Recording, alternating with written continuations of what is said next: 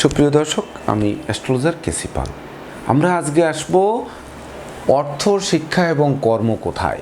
অনেকে দেখবেন অর্থ আছে, কারো বাবা মা রেখে গেছে, সেই অর্থে তাদের অঢেল অর্থ সম্পদ আছে, কিন্তু শিক্ষা নেই। শিক্ষা কিন্তু নিঃসন্দেহে মূল্যবান সম্পদ, কারণ শিক্ষার ভাগ কেউ নিতে পারবে না। আর শিক্ষা কিন্তু আপনার মধ্যেই খুঁজে পেতে হবে। তো দেখা যাচ্ছে অর্থ আছে, শিক্ষা নেই। তো শিক্ষা আছে, আবার কর্ম নেই।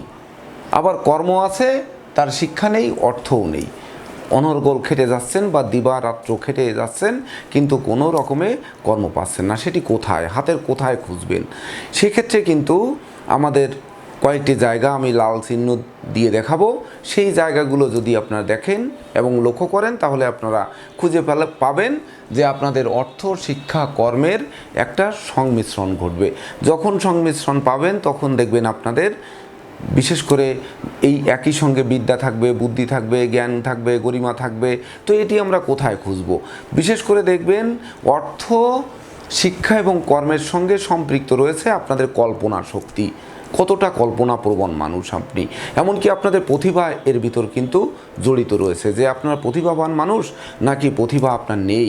সেই সঙ্গে বুদ্ধিবৃত্তি, আপনার বুদ্ধি কেমন। বুদ্ধি না থাকলে আপনাকে অর্থ দেওয়া হয়েছে, আপনি অর্থ রাখতে পারবেন না। এমনকি কর্ম দেওয়া হয়েছে, কর্মে বসের মন জোগাতে পারবেন না। আবার শিক্ষাক্ষেত্রেও কিন্তু বুদ্ধি না থাকলে আপনি উচ্চশিক্ষায় বিজয়ী হতে পারবেন না। সেই সঙ্গে আপনার যশ সম্মান আছে কি নেই, এটি আপনাকে বুঝতে হবে। এমনকি হাত দেখেও বুঝতে পারবেন, আমি সেটি বোঝার ব্যবস্থা করব। সেই সঙ্গে আপনার মধ্যে নম্রতা রয়েছে না, বিশেষ করে আপনি কঠিন হৃদয়ের মানুষ। তো নরম কোমল হৃদয়বান মানুষ নাকি কঠোর মানুষ, সেই সঙ্গে আপনি ভদ্র নাকি অভদ্র, এটি বুঝতে হবে। তো ভদ্রতা কিন্তু এই অর্থ, কর্ম এবং শিক্ষা তিনটির মিলন যাদের থাকে, তারা ভদ্র মানুষ হয়। এমনকি তারা ক্ষমাশীল হয়ে থাকে, তাদের মধ্যে দয়া থাকে বেশি, মায়া থাকে বেশি, আবার উদারও হয়ে থাকেন। সেই সঙ্গে কোমল মনা থাকেন, স্নেহ প্রীতির ব্যাপারে যেন উদার। এমনকি বিশেষ করে লেখক, সাহিত্যিক, ঔপন্যাসিক, অভিনেতা, বাদ্যকার, সুরকার, সুবক্তা, এমনকি বিশিষ্ট রাজনীতিবিদও কিন্তু এই লক্ষণগুলোর মধ্যে থাকে। বিশেষ করে যাদের অর্থ, শিক্ষা, কর্ম একই সঙ্গে থাকবে। আবার দেখা যাচ্ছে অনেকের কর্ম আছে বা অর্থ আছে, শিক্ষা আছে, কিন্তু সেটি তারা ধরে রাখতে পারছেন না।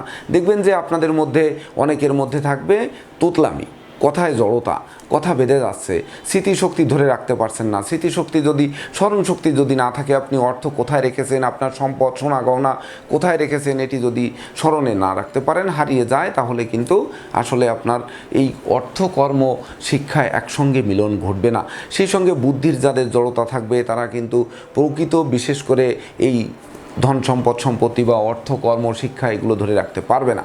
সেই সঙ্গে যারা বধির, এমনকি গ্রহণী রোগ যাদের রয়েছে, শিরোরোগ যাদের রয়েছে, হিস্টেরিয়া রয়েছে, এমনকি মৃগী রোগ রয়েছে, হাঁপানি রয়েছে, শ্বাসকষ্ট রয়েছে, পিত্তশূল রয়েছে, এমনকি ত্বকে, জিহ্বায় ঘা হয়, চক্ষু রোগে, অল্প বয়সে চক্ষু রোগে ভোগে, এমনকি সেই সঙ্গে নাকটি দেখতে একটু ভিন্ন প্রকারের থাকে, শরীরে বিভিন্ন জায়গায় ফোড়া হয়, এমনকি সেই ফোড়া পায়রিয়ার মতো, মানে পচনশীল, দাঁতের গোড়ায় চাপ দিলে পুঁজ বের হয়, এমনকি বক্ষব্যাধি, বিশেষ করে শ্বাসকষ্ট, সেই তাছাড়া বক্ষ সংক্রান্ত যাবতীয় ব্যাধি পীড়াও কিন্তু দেখা যায়। আবার অনেকে আছে অস্থির, একটু নোংরা চিত্তের, তাদের কেমনি কর্ম থাকবে, তারা ভালো ভদ্র অফিসে কিভাবে কর্ম করবে।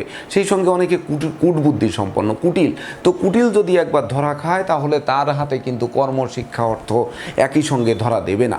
যদিও হ্যাঁ, অনেক কূটনীতিক, অনেক কুটিল ব্যক্তির কর্ম, অর্থ, বিদ্যা সব কিছুই রয়েছে। আবার বিশ্বাসঘাতকতা করে আপনারা প্রচুর অর্থ, সম্পদ, সম্পত্তির মালিক হয়েছেন, কিন্তু প্রকৃতপক্ষে সেটি কতদিন ধরে রাখতে পারবেন, আসলে এটি সন্দেহ।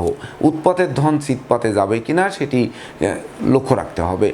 তো সেক্ষেত্রে আমরা কোন কোন জায়গায় দেখব? হাতে আমি লাল কালি দিয়ে যে সকল জায়গা চিহ্নিত করব, আপনারা সেই জায়গাগুলো দেখবেন। প্রথম হচ্ছে কনিষ্ঠ আঙ্গুলের গোড়ার পর্ব, যেটি বুধের ক্ষেত্র, হৃদয় রেখার উপরে এবং কনিষ্ঠ আঙ্গুলের গোড়ায়। এই অংশটি দেখবেন যে উজ্জ্বল আছে কিনা, এমনকি এই অংশটি মসৃণ কিনা, সুস্পষ্ট দেখা যায় কিনা, অপেক্ষাকৃত নিচু নয়, অপেক্ষাকৃত উঁচু নয়, উঁচু থাকলে ভালো কিন্তু অত্যাধিক উঁচু নয়। এমনকি হাতটি যখন আপনি ধরবেন তখন কনিষ্ঠ আঙ্গুলটিকে এভাবে একটু পাঞ্চ করবেন বা উঁচু নিচু করবেন, করে আপনি এখানে মাংসটা ধরার চেষ্টা করবেন। এই বুধের ক্ষেত্রে ধরতে গেলে যদি আপনি বোঝেন যে সহজে ধরা যাচ্ছে, হাতটি নরম মসৃণ এবং এখানে কোনো উল্টা পাল্টা কোনো ধরনের রেখা নেই। যদিও বুধের ক্ষেত্রে বিবাহ রেখা থাকবে, এটি সাধারণত প্রত্যেকের হাতেই থেকে থাকে, তো এই বিবাহ রেখা ব্যতিরেকে অন্য কোনো রেখা নেই, এমনকি স্পষ্ট। আর দেখা যাচ্ছে সেক্ষেত্রে আপনাদের ভাগ্যরেখা থেকে কোনো রেখা উঠে বুধের ক্ষেত্রে যেতে পারে, এটিও কিন্তু শুভ। এটি আপনাদের অর্থ শিক্ষা কর্মপ্রাপ্তির প্রধান শর্ত। দ্বিতীয়ত হচ্ছে এই ক্ষেত্রে কোনো তিল বিন্দু জব ক্রস জাল এমন কোনো চিহ্ন থাকা যাবে না। বিশেষ করে তিল বিন্দু ক্রস জব হাতের তালুতে কোথাও কিন্তু শুভ ফল দেয় না। জব জাল চিহ্ন আবার ক্রস চিহ্ন এইরকম আছে কিনা, এটি যদি থেকে থাকে তাহলে কিন্তু শুভ ফল দেবে না, বা আপনাদের অর্থ শিক্ষা কর্ম নিয়ে হতাশায় ভুগতে হবে, এটি খুঁজে পাওয়া যাবে না। সেই সঙ্গে আপনাদের হাতে আরও কয়েকটি জায়গা দেখতে হবে, সেটি হচ্ছে মিডিল ফিঙ্গার।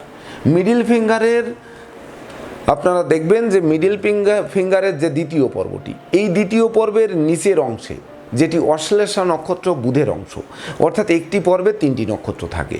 তো 9 নম্বর নক্ষত্র হচ্ছে অশ্লেষা নক্ষত্র, সেটি মিডিল ফিঙ্গারের এই মাঝের করের উপরের অংশের তৃতীয়াংশে থাকে, ঠিক এই জায়গাটি। এই স্থানটিতে যদি কোনো এক্সট্রা রেখা না থাকে, কোনো তিল বিন্দু জব না থাকে, অপেক্ষাকৃত কালসে না থাকে, অপেক্ষাকৃত চিকন না থাকে, বেমানান না থাকে, তাহলে আপনাদের নিশ্চিত আপনারা অর্থ পাবেন, শিক্ষা পাবেন, কর্মও পাবেন।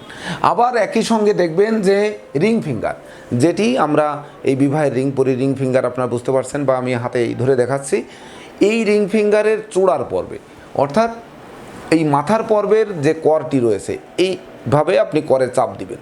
তো চাপ দেওয়ার পরে নিজেরা হাতে দেখবেন, যখন এর তৃতীয়াংশে অর্থাৎ এই করের উপরের অংশে যেখানে আমি দাগ দিচ্ছি, এর ভিতরে যদি কোনো তিল জব ক্রস না থেকে থাকে, বেমানান না থাকে, এমনকি এই জায়গাটি অধিক কালসে আভাযুক্ত না থাকে, তাহলে নিঃসন্দেহে আপনার হাতে ধরা দেবে অর্থ শিক্ষা কর্ম কোথায় সেটি আপনি খুঁজে পাবেন।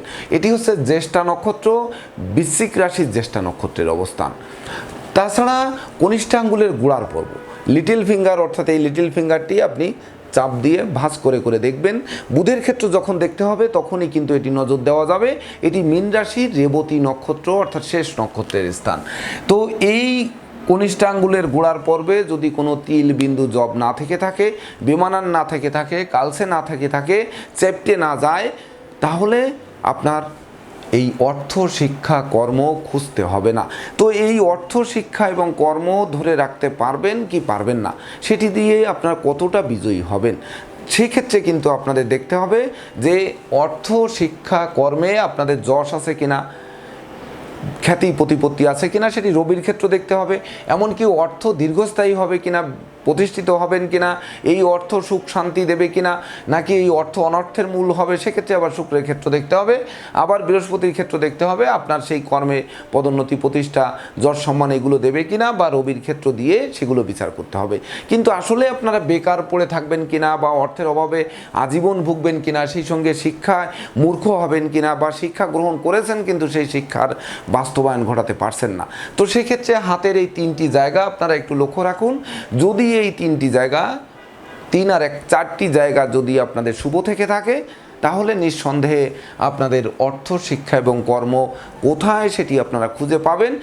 এমনকি আপনাদের সেই কর্মে বিশেষ করে যশ প্রতিভা, এমনকি কল্পনা শক্তি দিয়ে, বা আপনার লেখনী দিয়ে, সাহিত্য দিয়ে, বা আপনার উদারতা দিয়ে, ক্ষমা দিয়ে, দয়া দিয়ে, মায়া দিয়ে আপনি সেটি বন্ধন করতে পারবেন, অর্থাৎ তখনই হবে প্রকৃত বিজয় আপনারা খুঁজে পাবেন।